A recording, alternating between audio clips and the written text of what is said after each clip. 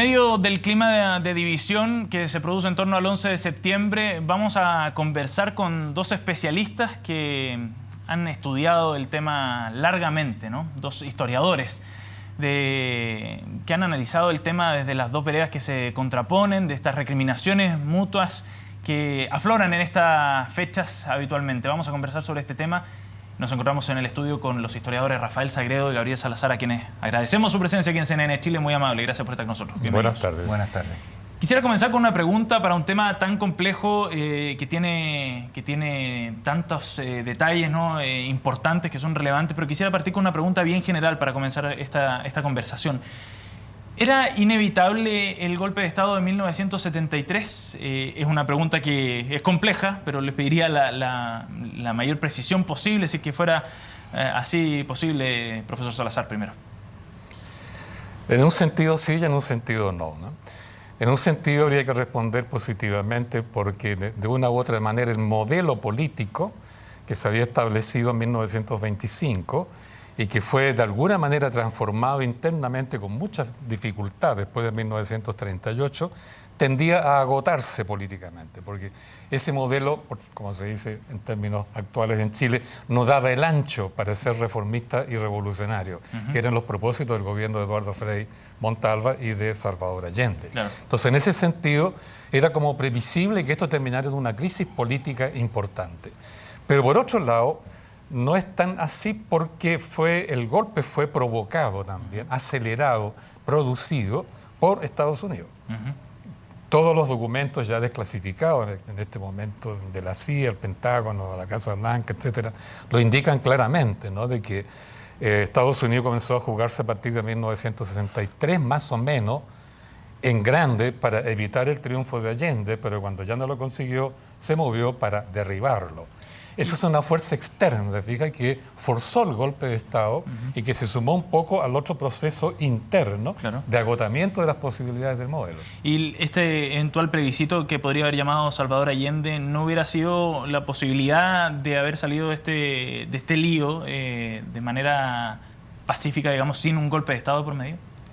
Era difícil que ese plebiscito hubiera resuelto el problema de fondo. La definición norteamericana respecto a producir el derrocamiento del gobierno de Allende era absoluto. O sea, las 7 cúpulas, como se dice, del imperialismo norteamericano iban en esa dirección, ¿no? Y los dados estaban echados porque en buena parte la acción norteamericana tendía a evitar que la democracia cristiana formara una alianza con la Unidad Popular. Porque se habría producido allí, indudablemente, el triunfo de Allende de una manera definitiva. Entonces el plebiscito no habría resuelto eso, porque probablemente si Allende obtuvo el 43% en marzo en votación libre parlamentaria, un plebiscito que era más importante, probablemente habría también resultado en un fracaso para la derecha, ¿no? Profesor Sagredo, pienso que no era inevitable el golpe. O sea, si uno analiza a nivel estructural, quizás había muy buenas razones, hoy día las vemos, para llegar a una crisis como la que se estaba produciendo antes del golpe. Pero otra cosa es en la coyuntura, y las personas que creen que era inevitable en el sentido de que no había otro destino, yo creo que era evitable y que quizás la clase política, y tanto el gobierno, la oposición y los diferentes actores debieron haber hecho más por evitar esta salida.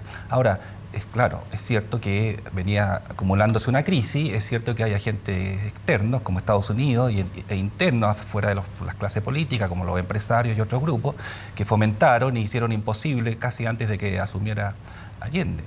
Pero justamente esa actuación coyuntural muestra que había un propósito de acabar esto de una manera que era extraconstitucional, de tal manera que es un momento en que la polarización y la defensa de los intereses de cada uno, ¿cierto?, llevan a una situación que, a mi juicio, no era inevitable, lo que no significa que una vez producida, ya los historiadores tenemos que estudiar esto que ocurrió, lo que sucedió, no lo que dejó de pasar. Ahora, respecto de tu pregunta sobre el plebiscito, bueno, tampoco ocurrió, pero bueno, poniéndonos en el escenario. En el escenario. Quizás por la situación del país, de polarización particularmente, habría sido muy difícil quizás llevar adelante ese plebiscito. ¿Quién habría reconocido el resultado? ¿Cómo hubiera reaccionado el derrotado? Claro, cómo hubiese reaccionado el derrotado. En un contexto en donde naturalmente, a mi juicio, todos los sectores no estaban muy convencidos de que la vía constitucional era lo que había que seguir manteniendo. Profesor Sagredo, y considerando ese hecho en particular y lo que viene después con los 17 años de dictadura, ¿por qué este hecho de 1973, con todas sus complejidades, sigue siendo tan relevante 40 años después? Si uno puede hacer un paralelo con otros momentos de crisis política e institucional en la historia de Chile, no sé, por ejemplo, la Guerra Civil de 1891, ¿marcó durante tanto tiempo la contingencia política, el devenir político del país, otros hechos similares? Primero, ¿por qué sigue manteniéndose? Yo creo que hay varias razones. Entre ellas es que no hay todavía la verdad suficiente y no hay la justicia suficiente. Y hay sectores que tuvieron una activa participación en lo que llamamos violación a los derechos humanos, ¿cierto?, que no reconocen que esto ocurrió. Y eso es un agravio para todo el resto de la comunidad nacional, particularmente para las víctimas y sus familiares. Creo que también sigue presente porque eso demuestra que esta sociedad está viva, que nuestra comunidad llamada Chile, ¿cierto?, siente, vive, es una comunidad que está atenta a lo que ocurre. Habría sido, a mi juicio, lamentable que los 40 años del golpe hubiesen pasado en silencio. Es un buen síntoma, dice usted. Es un gran síntoma. Quiere decir, ¿cierto?, que estamos atentos a cuáles son nuestras realidades, cuáles son nuestros problemas y cuáles han sido los grandes traumas que hemos vivido como sociedad. De tal manera que estigmatizar, como algunos hacen, todo lo que está ocurriendo en las series de televisión, los libros, las entrevistas, pensando que solo hay que mirar al futuro, me parece que es una forma de eludir responsabilidades, claramente. Solo vamos a poder mirar al futuro de una manera mucho más comprensiva si logramos resolver algunos de los problemas del pasado. Y uno de esos es el tema de la violación a los derechos humanos. Sí, claro. Y la verdad que esto tiene que traer y la justicia. Y en relación con otros eventos tan dramáticos como este, quizá como la Revolución del 91, bueno, hay varios aspectos. En partida de la Revolución o Guerra Civil del 91 hay dos ejércitos. Hay dos ejércitos constituidos, hay batallas, todos sabemos qué pasó, ¿cierto? Se muere en un campo de batalla. Aquí no hubo nada de eso. Aquí lo que hubo, ¿cierto?, fue el Estado, que tiene la obligación de proteger a la sociedad, la arrasa con una parte de ella y viola los derechos humanos, que eso es violación a los derechos humanos. Y hay también el hecho de que no sabemos toda la dimensión de eso, en el sentido de que no sabemos quiénes son los culpables y no han sido juzgados todos. Y por otro lado también hay otros factores, como por ejemplo el hecho de que la Guerra Civil del 91 es al interior de un mismo casi grupo social, es la ley que se disputa el salitre, en definitiva, ¿cierto? Sí. Y rápidamente ya se resuelve esto, se dictan leyes de amnistía a los 4 o 5 años. En cambio, el golpe militar y todo lo que vino posteriormente es un hecho que traspasa toda la sociedad. Y es un régimen que dura todo lo que todos sabemos, que impone el terror, que persigue, etcétera, etcétera. Y por último también está el hecho de que la mayor parte o muchos de los protagonistas de estos hechos del 73 anterior y posterior están todavía vivos, ¿cierto? Todavía actúan en la vida política. Hoy día leíamos en el diario cuántos funcionarios de la época de Pinochet son parlamentarios, siguen actuando, etcétera, etcétera. Y la Revolución del 91, en un momento en que existían otro tipo de expectativas de vida, o sea, etcétera, permitió que se cerrara mucho más rápido.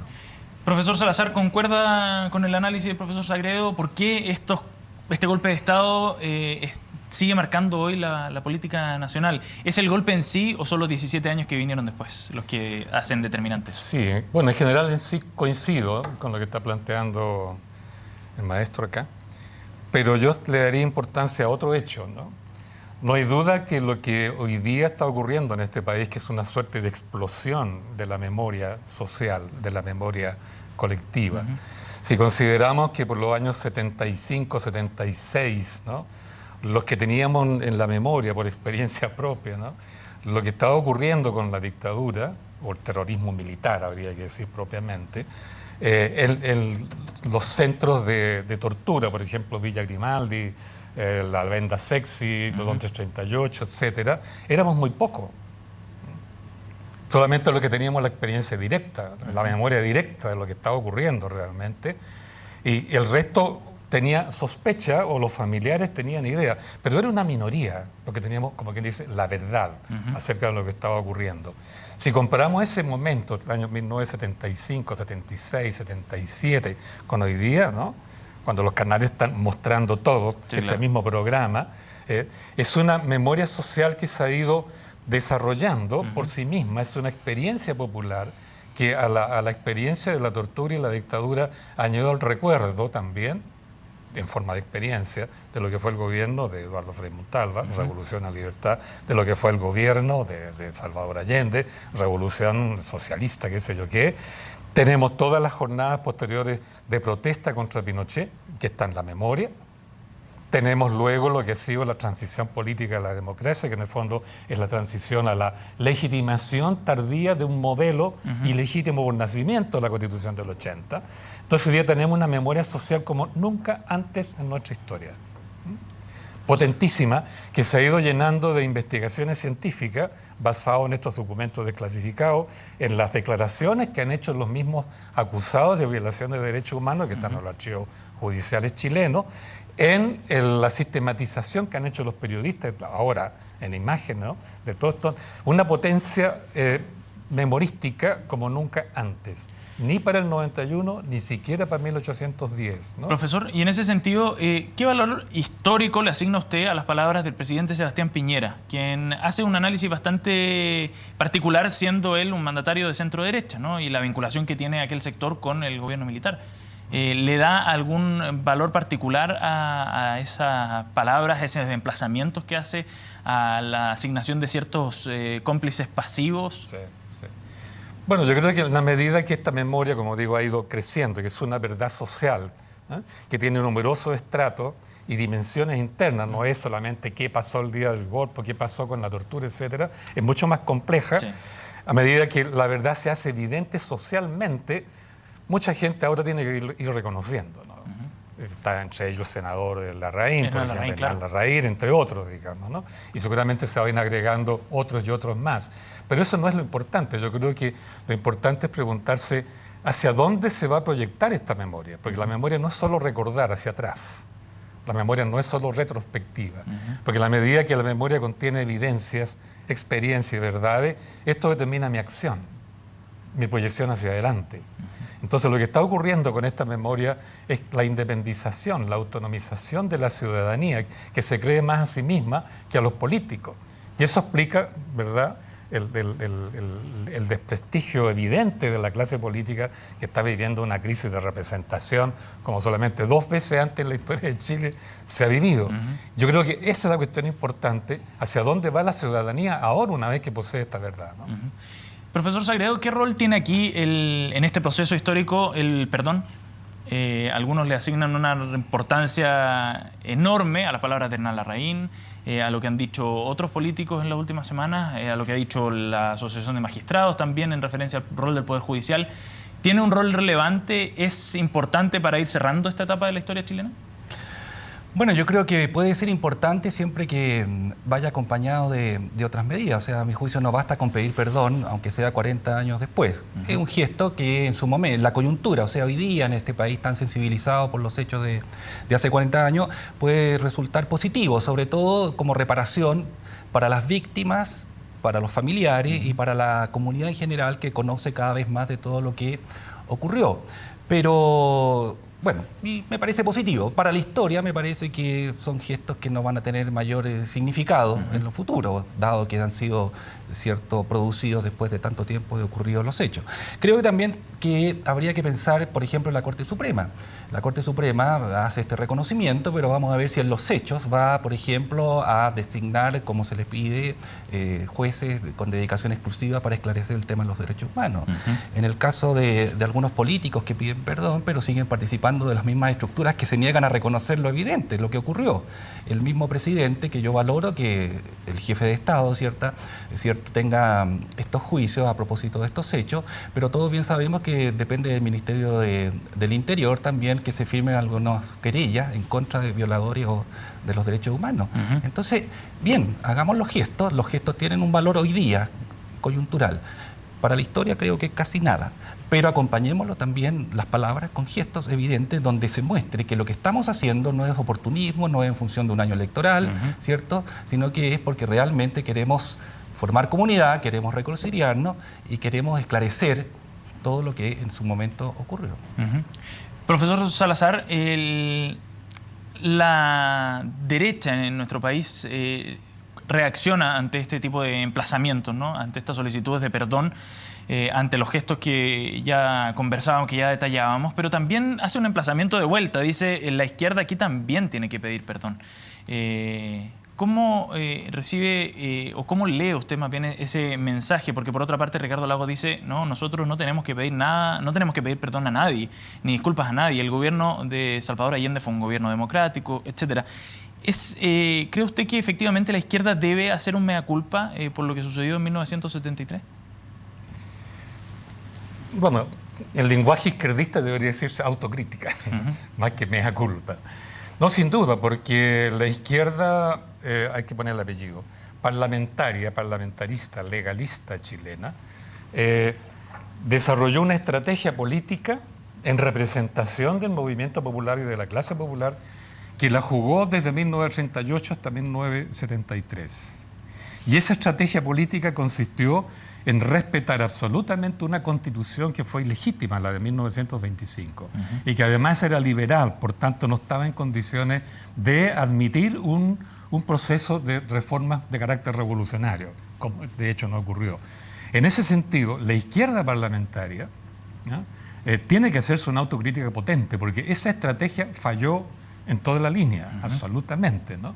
Y no vamos a entrar en detalle aquí, porque comenzó a fallar desde el mismo Frente Popular en adelante, como lo denuncian todas las memorias presidenciales de los presidentes de todo ese periodo, incluyendo Jorge Alessandri.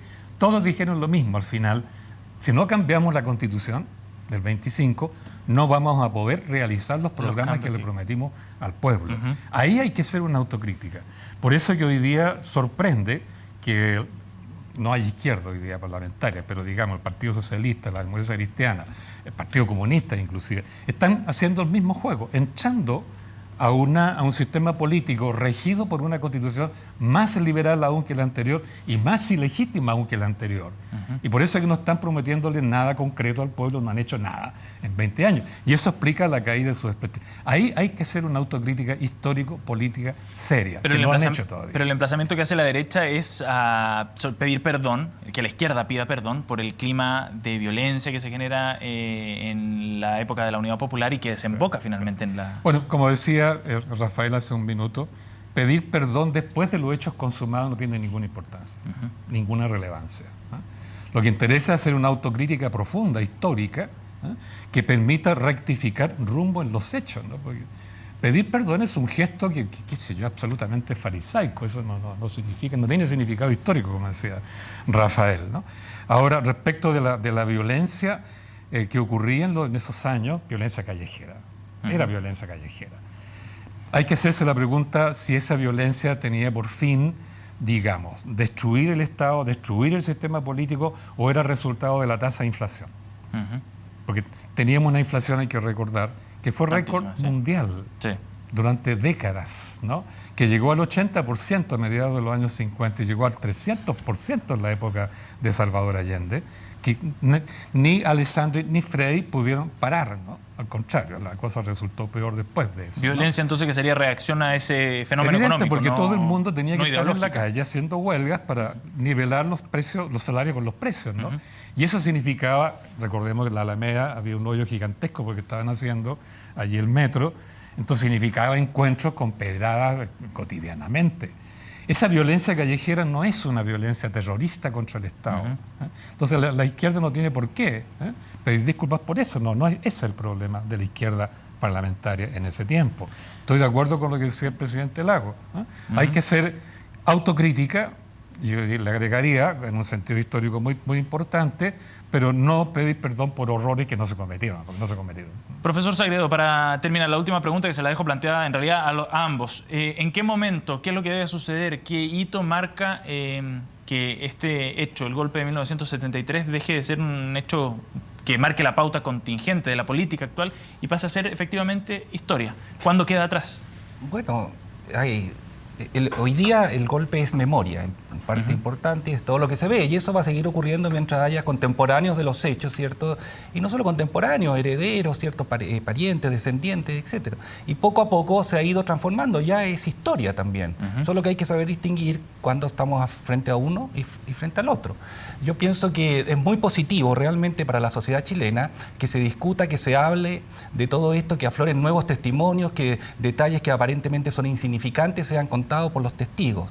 Pienso que hay que separar claramente lo que son las razones por las cuales llegamos al golpe militar y toda esa vida, esa crisis que hubo, ¿cierto?, de lo que ocurre posteriormente, que es la violación sistemática de los derechos humanos, un régimen de terror que impone el miedo. Y eso no se puede empatar con pedir perdón por antes, por después, etcétera, etcétera. Entonces, cuando haya absoluta claridad sobre eso, yo pienso que vamos a empezar, entre otras cosas, a cerrar lo que llamamos las heridas de esa época. Pero ya estos hechos están en condición hace rato de ser historiados por los historiadores, una de cuyas fuentes, naturalmente, es la memoria.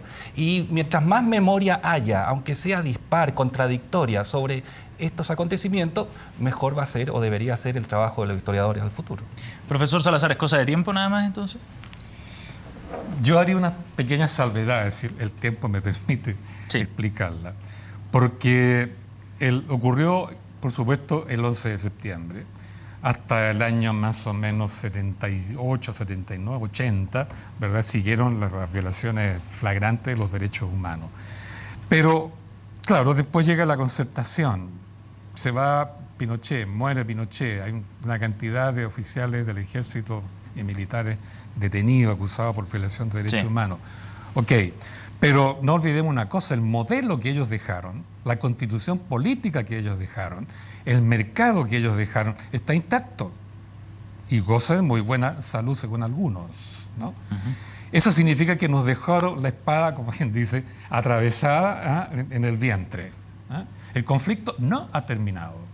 No ha terminado. No es cuestión de odio, no es cuestión de reconciliación. Es que el modelo está instalado, ¿verdad?, atravesado de lado a lado en los chilenos, y eso molesta. Entonces, esta memoria que yo estaba diciendo, la memoria es retrospectiva y a la vez prospectiva, porque determina mi acción. Entonces, la ciudadanía se está encaminando a desembarazarse de este modelo y a construir otro modelo distinto. ¿Y no es un modelo que legitima la Concertación y que le da un carácter distinto entonces? No, la Concertación evidentemente no ha hecho otra cosa que administrar el modelo que dejó Pinochet, ¿no? No la ha cambiado para nada. La prueba está que estamos peleando por una educación que no se atrevió a cambiar, por un sistema de salud que no se atrevió a cambiar, ¿verdad? Por eso, para que esto pase, como quien dice, a la historia o al olvido, porque el tiempo presente del problema todavía está vivo, tiene que la ciudadanía construir otra cosa distinta y que quede satisfecha con eso. Eso recién va a permitir enviar todos estos procesos de acontecimientos no al olvido, porque es imposible. En la historia nada muere en el olvido. Y por eso es tan complejo quizás este proceso entonces. Exacto, sin duda. Rafael Sagredo, Gabriel Salazar, ambos historiadores. Muchísimas gracias por haber venido acá, profesores. Muchas gracias. Gracias. Muy amable. Muy bien. Hacemos...